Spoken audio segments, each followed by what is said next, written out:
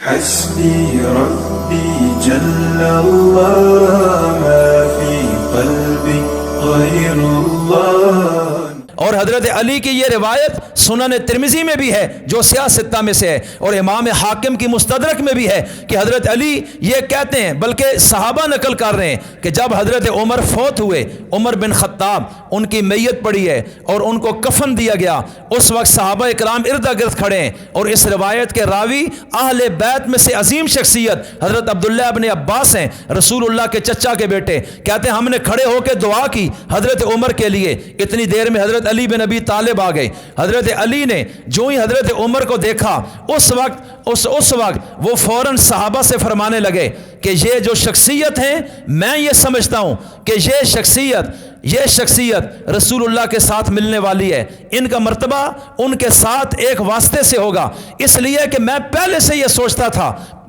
سوچتا تھا کہ اس امت میں نبی کے بعد ابو بکر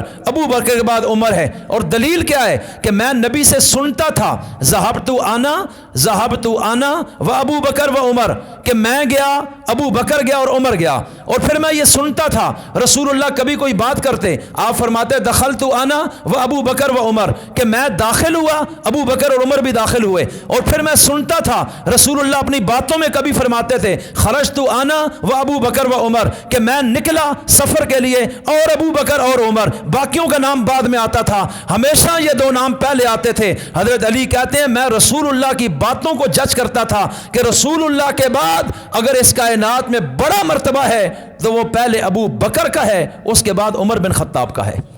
اس لیے میں عرض کرنا چاہتا ہوں اہل سنت والجماعت نے حضرت علی کے عقیدے کے مطابق ابو بکر کو سب سے افضل مانا ہے، اور جو آج نہ مانے وہ حضرت علی کی بات کی تصدیق نہیں کر رہا. حضرت علی خود بیعت ہوئے حضرت صدیق اکبر کے ہاتھ پہ، 2.25 سال نمازیں ان کے پیچھے پڑھی ان کے دور خلافت میں، 10.5 سال حضرت عمر کے پیچھے نمازیں پڑھی مسجد نبوی میں ان کے دور خلافت میں. اگر ہم کہہ دیں نعوذ باللہ انہوں نے خلافت چھینی ہے، حضرت علی کا حق مار لیا ہے، تو پھر بتائیے حضرت علی کی یہ نمازیں جو انہوں نے ان کے پیچھے پڑھی ہیں ان کا کیا حکم ہوگا؟ یہ کیسے مان لوں کہ حضرت علی جو اللہ کا شیر ہے وہ ڈر کر ظالموں کے ہاتھ پہ بیعت ہو جائے اگر وہ ان کو حق پر نہیں سمجھ رہے، وہ ان کو غاصب اور قابض سمجھ رہے ہیں؟ یہ بات میں ماننے کو تیار نہیں، اس لیے کہ اسی علی کا بیٹا حسین ابن علی اتنا دلیر ہے کہ جب اس کو ظلم نظر آتا ہے دمشق میں تو وہ کھڑا ہو جاتا ہے، روکنے والے روک رہے ہیں کہ بلانے والے بھاگ جائیں گے، ہمیں خطرہ ہے کہ آپ شہید ہو جائیں گے. انہوں نے کہا ممکن نہیں کہ میں موت کے ڈر سے پیچھے ہٹ جاؤں، یا یزید اصلاح کرے اپنی، میری تجاویز کو لے لے، مجھے اقتدار سے غرض نہیں ہے، یا پھر کم از کم یہ ظلم کا نظام میں برداشت نہیں کروں گا،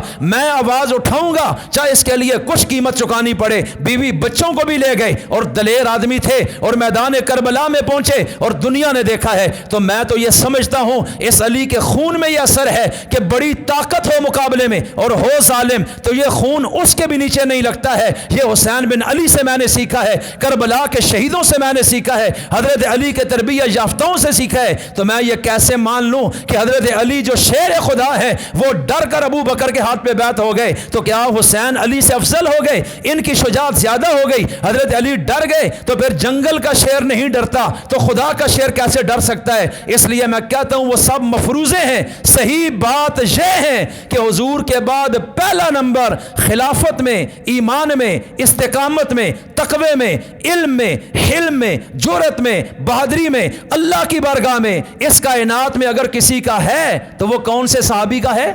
زور سے بولیے.